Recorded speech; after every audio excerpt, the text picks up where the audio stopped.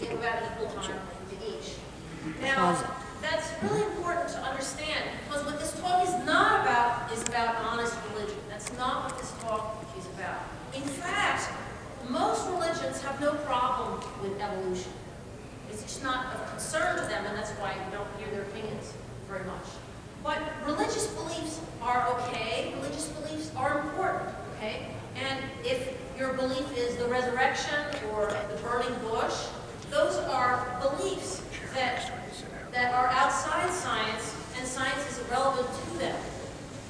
If you believe that there were penguins on Noah's Ark, that is a belief. That is a fine belief, in fact, because you know what? Penguins are going to need Noah's iceberg. Okay? So that is a religious belief is fine. Now the problem comes when people go into a science class and say that it was a scientific fact that there were penguins on a boat in the desert 5,000 years ago. Okay? That is not religion. That is material for Comedy Central. Okay? So that is going to be the concern that we will be discussing. And it turns out to be important because evolution is something that's here all over the place. It's here in medicine, it's here in industry, and that is really amazing, some of the amazing stuff going on today. And I would like to point out that, you know, this is a very select group, so anyone, if you have a question at any time, I know some of you probably even know more than I do about some of these things. I do teach biology at Kenyon College. I have written a number of science fiction books as well as science fiction articles. And so, yes, that's right. This is my latest book, The Highest Frontier, which is about evolution in various ways. Now, the other interesting thing about evolution is that evolution is not a new idea, okay? In fact, Darwin's grandfather, Erasmus Darwin, was a naturalist and a poet. And Erasmus Darwin, in 1802, wrote this poem about the natural world and about the origin of life. So this poem starts, organic life beneath the shoreless waves. So organic life made of carbon atoms was born and nursed in ocean's pearly caves. In the ocean, that's where we think life began. First forms minute, unseen by spheric glass. So he postulated in 1802 that the first forms of life on Earth were so small, so minute, that you could not see them even with a spheric glass, a magnifying glass. Okay? Moved on mud or pierced the water. These, as successive generations bloom, you know, begat, new powers acquire and larger limbs assume. So it was all there. Anybody that looked at the natural world got the idea that evolution was something that happened. And Islamic scholars claim that they invented it back in the 9th century. Okay, so this is a very, very old, traditional idea. So why in 1925 do we have this? Okay, this is the Anti-Evolution League, the conflict, Hell and the High School. So what is going on here? Anybody recognize this photo? Famous, iconic photo, right? Yep. Okay, the Scopes trial. So what is going on? Why is it that, so anti-evolution is actually a new idea. Okay, it was invented early in the 20th century. And so you have to wonder, especially whenever you hear anything about the high school, you have to wonder, what are they really concerned with? What are they really worried about? Where is this idea coming from? So what we're going to talk about is, okay, what was the problem with evolution in 1925? What's the problem in 2012? Okay, why do we have a major party where everybody has to say, I don't believe in evolution? Evolution in the laboratory, we'll talk about who are the devils that are doing evolution in the laboratory today. And finally, evolution in science fiction. We're all devils in science fiction. Okay, now what was new in the 1920s? Okay, there was a lot of new stuff, right? Those of us who remember back that far, not quite. So, you know, dancing, debating abstract art, religious revivalism, those kind of things were new.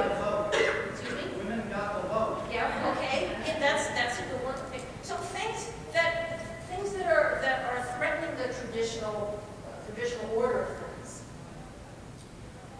So the Butler Act in Tennessee, that was a new, forbidding the teaching of evolution in the high schools. That was a new thing. It was a new idea that you should prevent. And it was such an embarrassment, in fact, that both business leaders and religious leaders wanted to fight the law. There were ministers who supported Scopes in this conflict. And actually, Scopes coached his students to testify against him at the trial because they wanted the maximum exposure for this. And what did his student testify? There was a little germ of one cell, and this organism kept evolving, and from this was man. You know, same thing as Darwin's grandfather. So, in the public opinion, of course, the evolution came out looking pretty good. And yet, since then, why does it keep coming back in anti-evolution? Why does it keep coming back as a concern? Okay. Here we are in my hometown in 2008. We have a case that's like an inverse of the Scopes trial, where you have a middle school teacher who is teaching creationism in the classroom and has a Bible in the classroom. And this was just in 2008. Here he is with a rally on town square. You know, I have the right to blah, blah, blah. And here are some of the things I personally heard during this controversy. Get evolution out of our schools. If you're not Christian, go to another country. These things were said at the school board meeting, right? By some people, not everybody in the town. And it was kind of similar in a way to the Tennessee thing, because the business leaders are totally embarrassed by this. And some of the progressive church leaders are embarrassed. But there is this vocal and sizable minority that has these views. So what's going on? Well, you know, you have to think, what was going on in 2008, right? You know, blacks and women running for president, right? We think about that. That was a historic election, if you think about what's going on. So, from my point of view, what's going on with this controversy? Oh, I have to mention this. So it took 2 years. You can see how enthusiastic the school board was to get rid of this guy, right? It took 2 years. Why did it take 2 years of hearings? For one thing, that was just the tip of the iceberg with what this teacher was doing. In addition to teaching creationism, he was a physics teacher. He used the Tesla coil to burn a cross in the heart of a Catholic student in 8th grade. Now, he admitted using the Tesla coil. You know, you're not supposed to touch the skin, but he admitted doing that. But he said it wasn't a cross, it was an X. Okay. Another thing he told his physics class, this is all in the testimony in the newspapers and everything. He told the class that homosexuals went to hell. Now, this was an 8th grade physics class, right? Where does this come from, right? Well, it kind of makes sense if hell's in the high school and 8th graders are all going there, right? Okay. It begins to make sense in another way. So it turns out in my town that these two issues are totally linked together.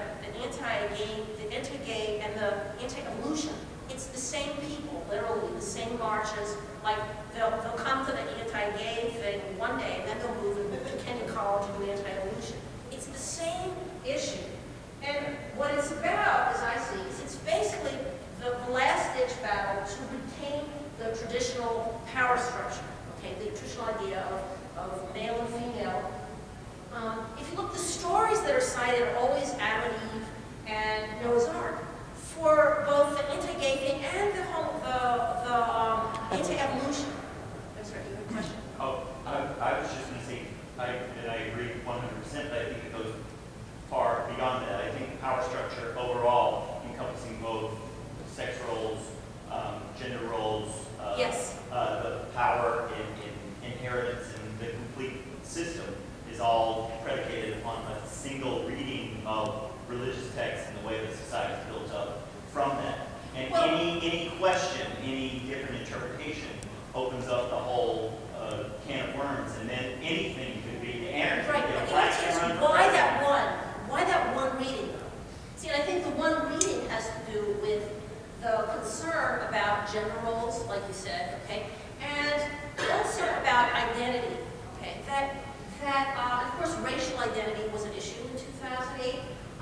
What is evolution really saying? It's saying that if you have, you know, two parents, well, Adam and Eve, the idea is that Adam and Eve have children that look like them, okay?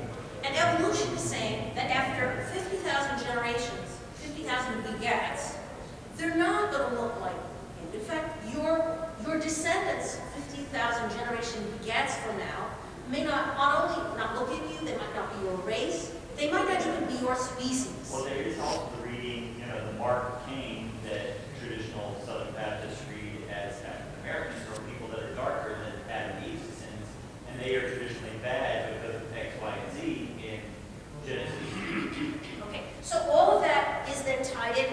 Evolution makes that is at its spades. It means that yes, that is your fate. That is that in the future your descendants are going to be different from you. And so we're in a time of change. Again, I think societal change is being reflected in this. And it's interesting, if you look historically, that what was invented, it's not just the Christians. It started with the fundamentalist Christians. But it's now spread, interestingly, to the fundamentalist Islam, fundamentalist Judaism, which is really surprising.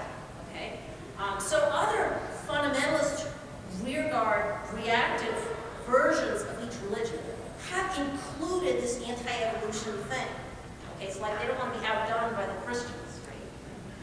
It's just a really simple, hot-button way to express your fear, just in general. Yeah. It's just really simple. Yeah, that's true. That's true. But yes. What I hear also is a fear about species uniqueness. Do you not want to be related to those guys?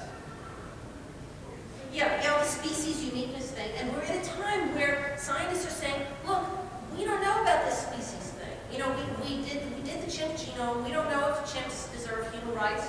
James Goodall's trying to build human rights for chimps. Okay? I mean, so that is all part of part of the thread here.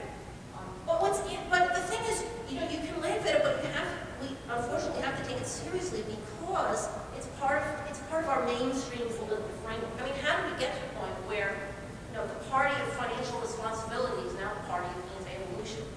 Okay, and this is going to be a problem for us because it doesn't stop there. Okay? And that's partly what I write about in my book. There it goes from evolution to anti-cosmology to geocentrism. There is a serious geocentrist movement now that says the universe runs around the Earth and okay. Very serious. Okay. Yeah, very serious. Now, one interesting thing is that you would think that there would be one unified position. If you're going to oppose evolution, you might at least have a unified alternative. But whenever you hear people anti, often there's not a unified alternative. And so, interestingly, there are various competing versions. And one thing that is heartening is that these various competing versions of anti-evolution actually fight among each other. Okay? They have vicious battles about which is the true alternative. Okay? So the one you hear the most about is young Earth creationism. You can find out about that on the Scalzi's blog, where he has the tour of the Creation Museum.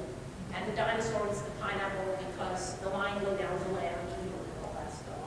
Then you have intelligent design, that the Dover Judge rule is essentially creationism with the designer replacing the creator.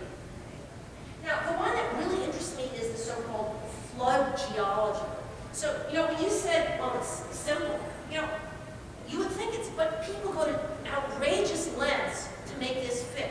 And the most convoluted one is there are people that really obsess over, well, how did all of the creatures we know today fit on the ark? And the way that they do this is, and they have this whole science of how it works. First of all, there's a Hebrew word barament that means created kind. So they say, okay, there were these different created kinds that were put on the ark.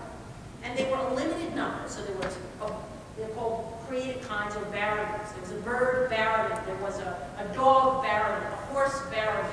Okay? So these baraments representatives fit on the ark. Oh, and there was a penguin barament. Okay, they then specifically mentioned that. A dinosaur is also a dinosaur barrel. So these all went on. But then, after the ark landed on Ararat and the waters went away, instantly those barrels, within a few years, they evolved into all the different versions we have today. So evolution is okay after the ark in barrelology.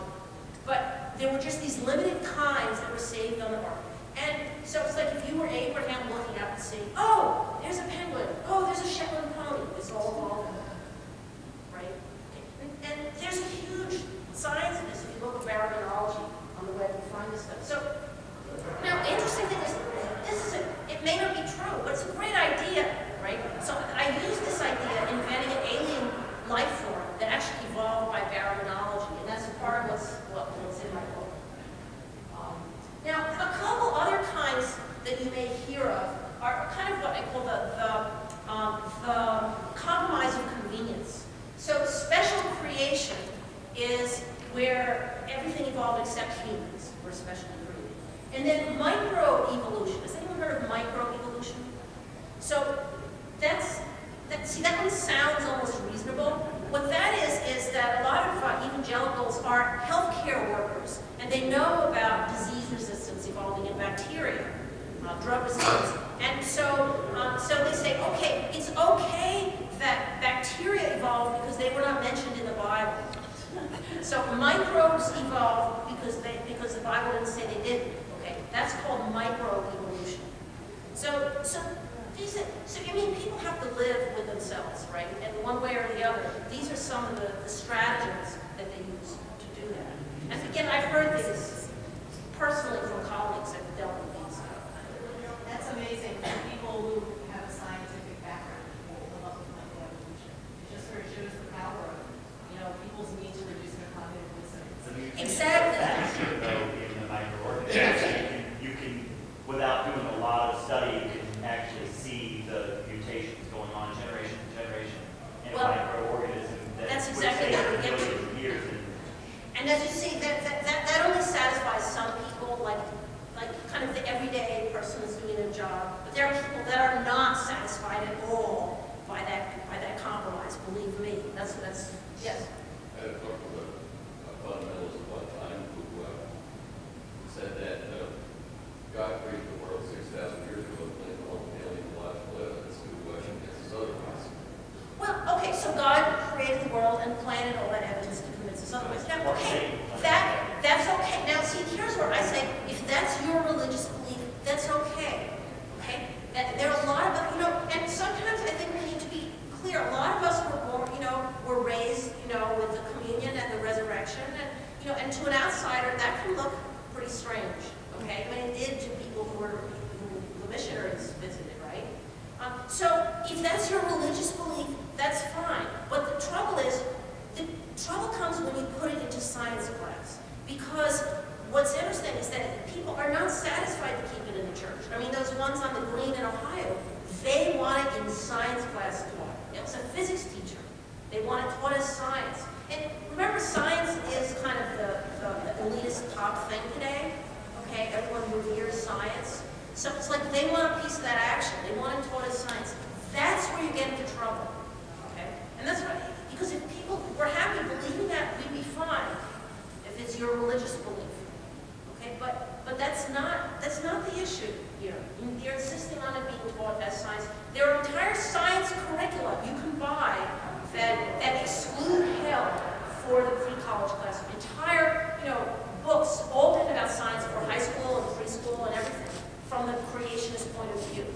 Okay? You can just entirely insulate your child from everything. And then they can go to Patrick Henry College as well. Okay? So that's where these cadres are coming from. Okay? That's important to know. Okay, so much for that. Let's get back to the hell side here. Okay, so Richard Letsky at Michigan State, and this is a grown-up devil now. Notice this is a grown-up who is actually doing evolution in the laboratory. Now, this is important because remember that you always heard that evolution is a quote theory. There's no real. Nobody can say it really happened. You can't really do it. Okay. Well, first of all, theory means an idea that explains observations. That's what makes it a theory, is it can explain things. If it doesn't explain anything yet, it's just a hypothesis. Okay? So it's like the theory of gravitation, right? So the theory of evolution is now the fundamental theory of biology. It's so fundamental that we can do experiments. Everything we do depends on it. And you can literally perform evolution and study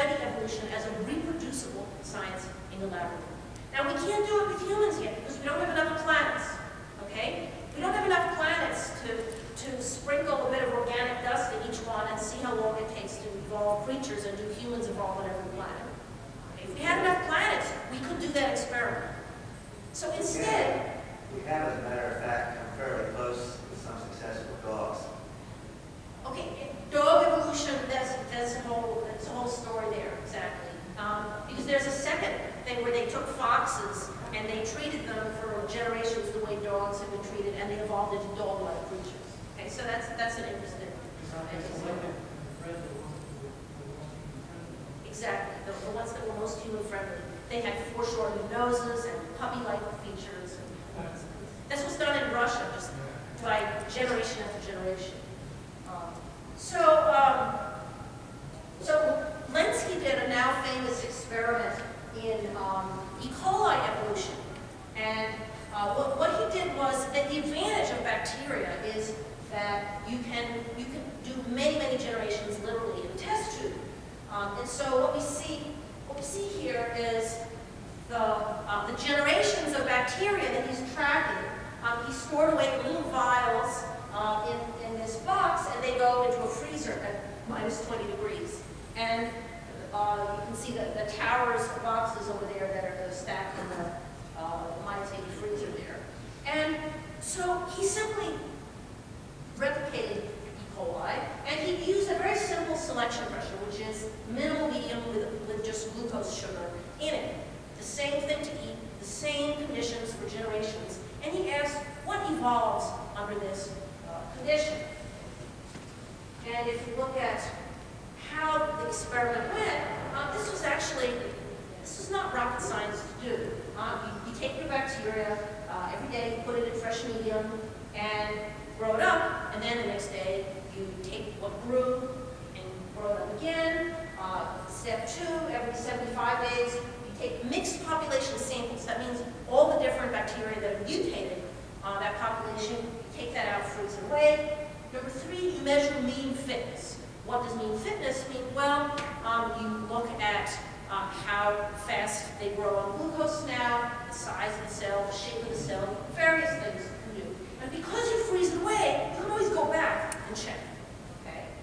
The other neat thing, now the only part of this is rocket science that is really high tech, is DNA sequencing. Okay? You can sequence the entire DNA of every strain, not that much money now. I mean, DNA sequencing is dirt cheap. It's like Gattaca, right? Anybody can go get a sequence. So you sequence all the DNA of all the strains. You have an entire genetic record of the process of evolution, and all strains are stored away. You can go back and get them. So in this experiment, what kind of results did we get? Remember, the idea is to try to investigate general principles of evolution as a laboratory science. So here's one result we got, that over generations, the size of cells increased. Now this was fascinating because we know in evolution that there are many examples of that, okay? That the first horse ancestor was a dog-like creature, this big, evolved into horses that were very large, okay? The ancestor of elephants was, I don't know, a raccoon-like creature that evolved into large creatures. So we can think about that, but it doesn't always happen, right? I mean, you've all heard the story about the teaspoon-sized frog, a frog about the size of your pinky in New Guinea that was just discovered. Frogs can evolve to be small. Humans, in Africa, you have humans that evolve to be pygmies and others that evolve to be watusis, and they're practically neighbors in Africa. Okay? So that's fascinating. What are the principles that lead to evolving small size versus large size? Well, here he's got it in the laboratory. Now he can go back and analyze all those sequences and say, what's going on here? Can we predict the mechanism by which things evolve to be large or small? Okay, so that's intellectually interesting. We can learn something. And not only that, it's reproducible. You can look and see different lines of E. coli that independently evolved to be large under the selection pressure. So that's one very interesting finding. Another very interesting finding of Leslie's experiment was that there was one particular strain that involved a new and unexpected trait. Okay? And that was that instead of eating the glucose that was in the medium, the one nutrient, that it evolved to be able to eat a different nutrient, the citrate buffer used to keep the pH constant. And that's the cloudy flask here. Okay?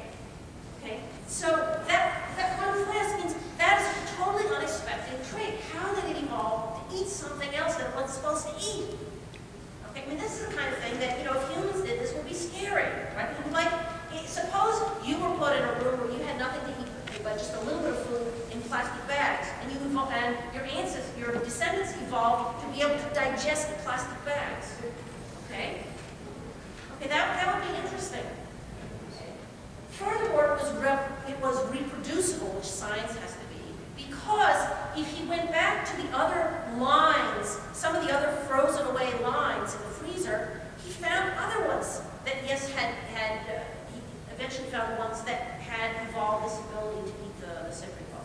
Do they all go the same way? Well, yes and no. Okay, they all did it using the same pathway, but different genes changed to enable that pathway to occur. Okay, so yes and no. Yes. My question is, would the same strains evolve the same abilities during different runs of the experiment? No. Okay, so you cannot predict which strain is going to evolve to eat citrate. You cannot predict that. However, if you run 10,000 strains, you can predict approximately what percentage of them will evolve to eat citrate. And if you pick any new trait, any slightly new trait, you can predict how many generations you have to run in order to get some of them that will have that new trait. So since Slonczewski, there's now been more work done. I'm now working with a guy named Paulson at University of California, San Diego, who's built a machine that does evolution by machine. And you can predict, oh yeah, 3 mutations and you'll be able to evolve this trait. Now there are other traits that are harder to evolve, like what I do, bacteria growing at low pH. That's a little harder to do. So some things are easy to evolve and others are hard. But it's all reproducible lab science now. Okay, there's no bones about it. Okay.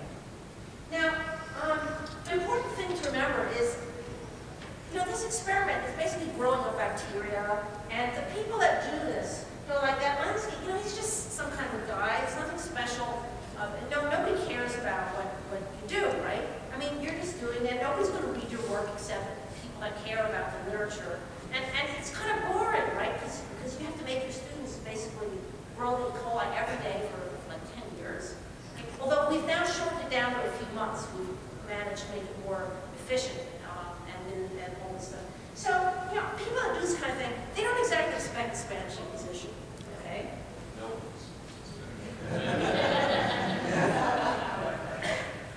Okay, yeah. Actually, for the sake of historical accuracy, these are not the Spanish. The real Spanish Inquisition, they're the bishops opposing birth control, right? So there was, when this experiment came out, now what you see here is a condensed version of the critique of Slonczewski's experiment that was published by Conservapedia. You can go to Conservapedia and look this up. This lengthy critique of the experiment. Oh my God. Conservapedia. This is online. You haven't heard of Conservapedia? This is okay. If you don't want to read, the liberal left-wing Wikipedia, this is the conservative answer. If you only want to hear conservative knowledge, you read Conservapedia. Okay? Exactly. Well, that's the frightening thing. We're all living in parallel universes now. You can block out anything you don't want to believe. So this is a response. Now, suffice it to say, most of these points involve. They were not scientists who critiqued it, misreading or whatever. There were a couple points, though, I would just make. Point number 4, Slonczewski's paper is not clear. Well, most scientific reading is not clear, unfortunately. One of the problems we scientists have is that we don't learn to write, okay? And we need to write more clearly and communicate our work, because the alternative is pretty grim, okay? Point number 7, the expected mean in Table 2 should be 26,000, not 28,000. No, there probably was a typo in that paper, okay? I hate to admit it, but scientists make typos. So, another thing, proofread your work. Tell your students, proofread your work, okay? So, now, ironically, the result of this was that this critique elevated the Slonczewski experiment into the equivalent of the scope straw. This became iconic. It was just something this guy was doing in Michigan State in his laboratory. And greatly elevated, it became like the foundational thing in introductory textbooks and all. Because if it was important enough to attack, then it must be the foundational thing, right? Books being banned by the Catholic Church. Right, yeah, that's the equivalent of books being banned. When a book gets banned, then, when N. Tango makes 3 that's banned, that makes it iconic. That's on the web, that's called the Streisand effect. Because Barbara Streisand tried to bar aerial photos of her property in Malibu from the web, and then of course everybody replicated. Yeah, that's interesting, yeah. Yeah, that's a well-known phenomenon. So in a way, conservatives are doing this in favor. Well, it depends how you look at it. I mean, Finding out what they're afraid of. it depends on how you look at it. That's fair. I think, Scopes in the long run was a hero, although the trial became a circus and probably his family did not appreciate it. The thing in Mount Vernon that happened was very sad, because it was sad, just sad. Because that guy Freshwater, he used all his money, he lost his home, he has extended family, they all lost their home. Of course, he asked for it, right? He brought in all this outside money. All these outside groups are still pouring into our town to try to bring it to the Supreme Court, where they're convinced the conservative court will rule their way. The community, there are people that don't speak to each other. That Catholic family, the kid that had the cross burned in his arm, they nearly had to leave town. It was very, you're right, for Lenski, it was a great thing in the long run. Although he had to spend inordinate amounts of time in defending against all this. For him, he could say, yeah, it was a great thing. But, most of the time, this is just plain sad, okay? And when you see kids coming to high school where they've been taught not to hear evolution, that is just sad, because how are they going to become doctors and things in society? How are they going to become anything with this? So, maybe some individuals, yeah, but for the most part, it's really too bad. And we need to, what we need to do is present the evolution as a positive thing, okay? And I'll be getting to that, because I think there are some fiction writers who can really contribute in this regard. Okay, yes? I'm a retired high school art teacher. You'll see some of my ceramics downstairs. I gave a slide lecture to my students, high school kids. One of them was a funky. And I showed an 8,000-year-old hot in the Middle East.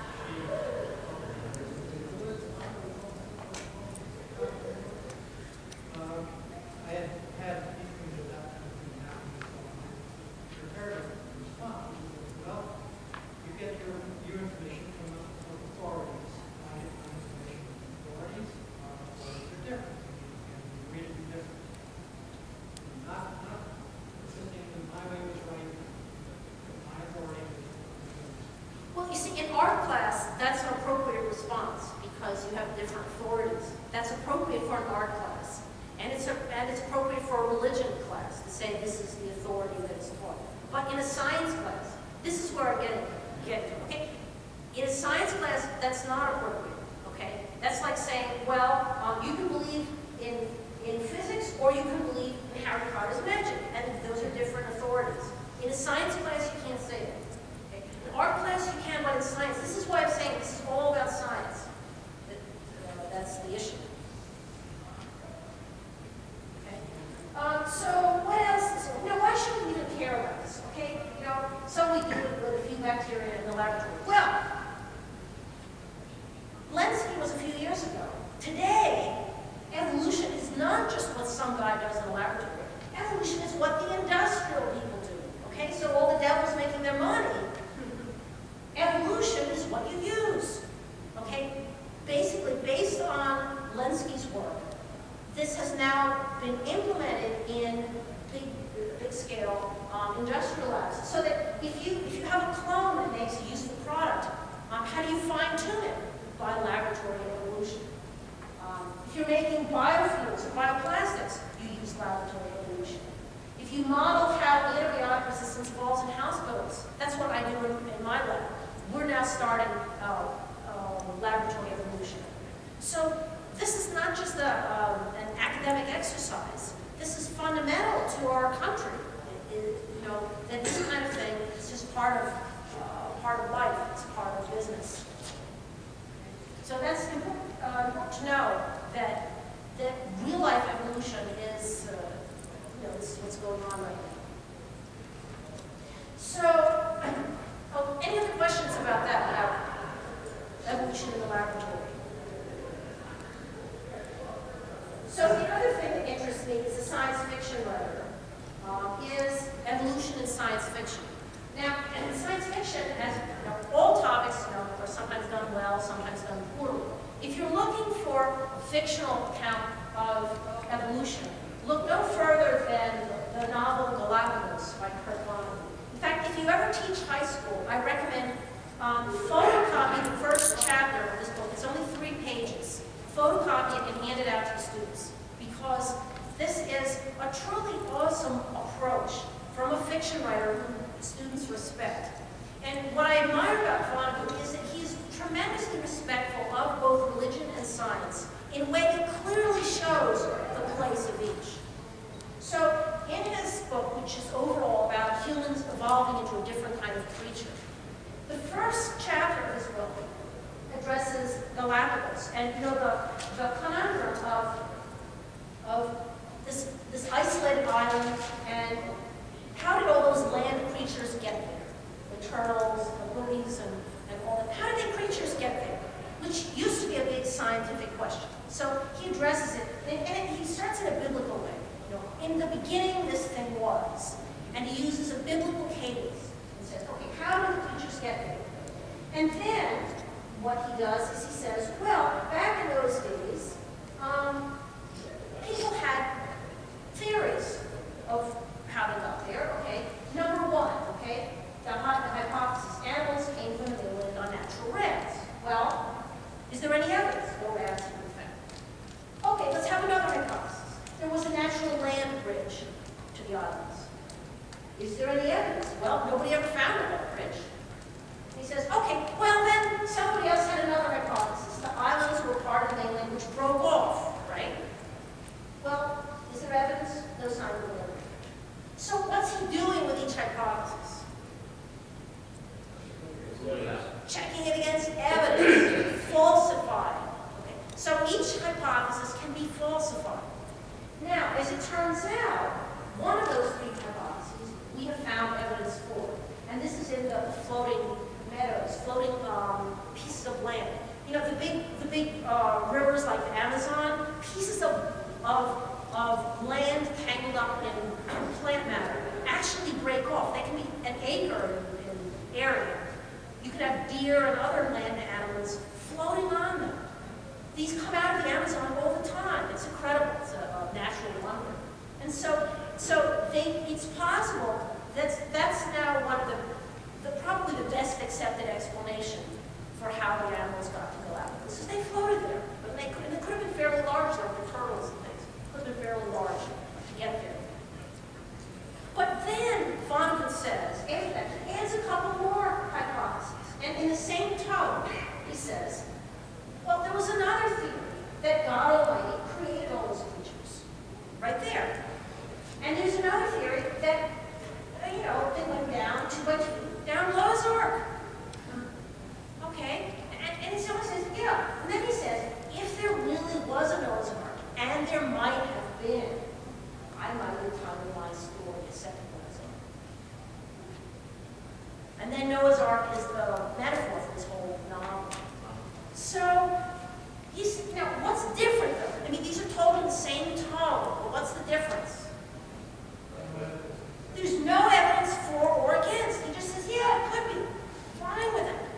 But there's no falsifying, no evidence. So it's completely respectful and completely says, these things can coexist. It's okay, all right? It's okay. We can coexist and fine. And it's a valuable story. It's a valuable belief. There's a lot about belief in the novel. Okay? But the science is where this tested all falls. So that, and I find my students, this is their favorite book in the course, Bottom's book.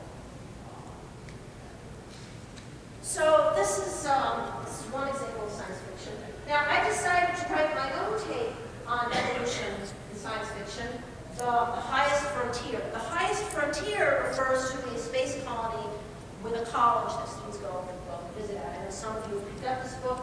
This book is available. Larry Smith has it downstairs, and it's also on Amazon and so on. So in this book, there are all kinds of examples of how things evolved in the laboratory. Laboratory evolution produces anthrax fibers that are the cables for space elevators, photosynthetic bacteria provide power for space satellites, and digestive bacteria evolve to produce things, to produce food and plastic. And the most interesting, the HIV/AIDS virus evolves to produce health benefits for people.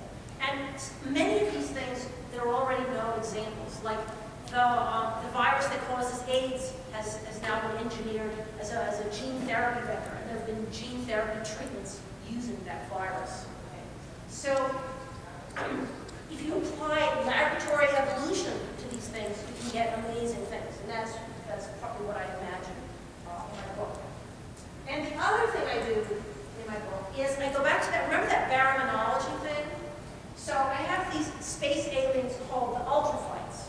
And what happens with the ultraflights is that they have RNA genomes which mutate very fast. And it's interesting that the way RNA viruses mutate in the body is very similar to that baraminology idea. See, I'm willing to use any idea, okay? Just find me some evidence, okay? If you look at RNA viruses, they kind of evolve like baramins, in that when they infect you, they instantly evolve into lots of, not instantly, but pretty fast, evolve into lots of new forms. Okay, that's one reason influenza is so bad. Okay, so these are aliens that what happens is there's a pod of different baramin kinds that falls to Earth and starts to evolve into different versions, okay, very fast. And so the humans have to cope with all these alien invaders of different forms, and that's part of the plot of the book. And it is a lot of fun. And if you're interested, the book was published by Tor Books, David Hartwell edited. It's available from Larry Smith in the dealer's room. And my coffee lodge is next, so I'll be there for the next hour as well as elsewhere in the program. If you want to get it autographed. I'd also like to mention, if you're interested in these kind of ideas and even crazier ones, I now have a blog called Ultrafight. If you just put Ultrafight in Google, my blog comes up and you can follow it. And I really appreciate communicating with everybody, okay? So that's all I have. I'll take questions for the next 2 minutes. I'd like to point out, I think a parallel between the 20s and now is that there was rapid technological evolution of a particular type. And I think this would be the fundamental variable. Because in the 20s you had like cars, widespread use of cars, and you also had radio. And both of those, basically gave a lot of freedoms to young people and also disempowered freedom. So farmers, could use radio to check fair crop prices. Interesting. Yeah. And of course it's parallel now. So you don't see it, let's say, in the 50s or 40s with plastic or, the information technology. Specific and transport. Yeah. Technology that empower the disempowered. It'd be interesting to map those against the whole anti-evolution thing. Yeah, that's a really interesting point. Thank you. Yes. Well, another parallel is that there was a lot of doubling down in public education starting. You can see it continuously ever since. My grandfather knows better than either of us, but we're both college educated. Probably right. Well, that's interesting that you say that. What I would say is that there's a lot of divergence in education. So on the one hand, there is dumbing down, as you said, but there is also amazing increase in capacity of what kids can do and are expected to do. Okay, we now expect 3-year-olds to keyboard, right? When I was in high school, that was an advanced high school course, was typing, right? But 3-year-olds keyboard, what is going on? So in my science fiction, the future IT is all run by elementary school dropouts, right? Or run the networks and things. And that is sad too, because you see these kids left behind, the ones that get no education, that don't know their colors by the time they go to kindergarten. And then the ones that know how to keyboard. So what's, where do you go with that? It's really sad. So you back. I just wanted to add to her thing that another parallel from now to like the 20s is economically. Yep. And I think that's huge when it comes to people reverting to like a fundamentalist kind of thing, going super conservative because everybody's in trouble. So you sort of Well, like it's hard to know. circle the It's hard to wagons. know what's chicken and the egg there. I mean, there's more millennialism, but also, if people are trained not to think, that also leads to economic collapse as well. Yeah, yeah. I was struck when I read the first year's article the kind of like squishy edges of simple evolution, epigenetics and things like that. Do you think the increasing complexity of evolutionary theory to find all this kind of weaknesses has made it perhaps less understandable or easier for people to attack? Well, it's always easier to attack something where the people are attacking each other. And I think scientists have become more sophisticated about that, so that they're more careful to emphasize that we're arguing about details of evolution, not about whether it happened, and to avoid saying Darwin was wrong when they're actually just coming up with modifications. So I think evolution scientists have become better at that. Where they become worse is, they've basically, a lot of people just given up and gone into the labs and said, I don't care about what's going on out there outside the door.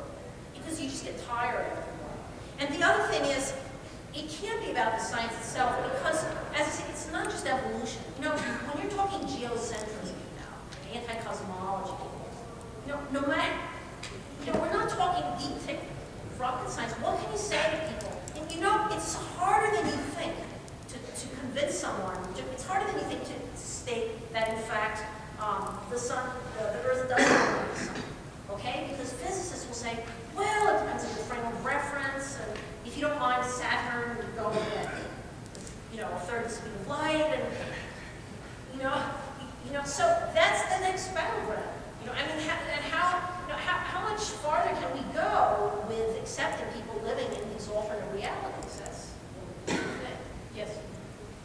For me, my intense interest is involved in the diffusion of this type of disinformation among different groups, and I think it has more to do with a certain kind of person or personality type. And I think the ultimate irony may be that this type of personality type evolved. And that might be, so I'm interested in studying the Orthodox Jews and the fundamental Christians who would be at each other's throat on religious ideas, but how they can be in the same boat together for this. Well, that is fascinating. What interests me, this would be another talk. Okay, now we're talking religion, not science. What I see going on in this sociology of religion is that the religions are becoming both more similar and more diverse. The different religions are becoming more similar They have a common enemy. They have a common enemy. So the different denominations are becoming more similar. So that if you look at what a liberal Islamic person believes, and a liberal Christian, and a liberal Jew, it's surprisingly similar. Okay? Where they're becoming more divergent is within each tradition, the gap between the modernist and the fundamentalist. And that gap is widening within each major religious group. So within Islam, within the Christianity, within the Judaism, the gap, it used to be that a Reformed Jew could talk with an Orthodox Jew. That's not true anymore. Okay? And in each of those. In fact, in Israel, there was that famous case where they tried to have a gay pride march, and the Palestinian fundamentalists got together with the Jewish fundamentalists. And Christian fundamentalists and American Christian fundamentalists went to fight the parades, and not in the holy city. Yeah. So, and that also is in my book, where basically all religions have joined, but they now have this new axis of difference, which is the modern versus the geocentrist. But again, that's sociology of religion. That's not really my field, but that's kind of where noisy. We're going to have to move on in just a minute. I have my coffee clutch downstairs. I'm going to One question on that subject, because that was a sign up earlier. If the coffee clutch is full, where is the best place to find you for signing session? well, I have an autograph session this afternoon. It's at 5 o'clock, but I have several panels this afternoon. Just find me after any panel, okay? Okay, and I think whoever wants to join me at the coffee clutch, I don't have, no, I don't have. One flat-out religious point. One of the speakers mentioned the hypothesis that God created everything 6,000 years ago, and then the evidence that there had been. If you're an atheist evolutionist, you can laugh at that. If you're a theist evolutionist, it drives you straight up the wall, because it says the Trinity, the God you worship lied in his own world. Yeah, well, again, that's a little outside my field, but. Okay, so great to see everyone. I'd be happy to continue downstairs. Thank you.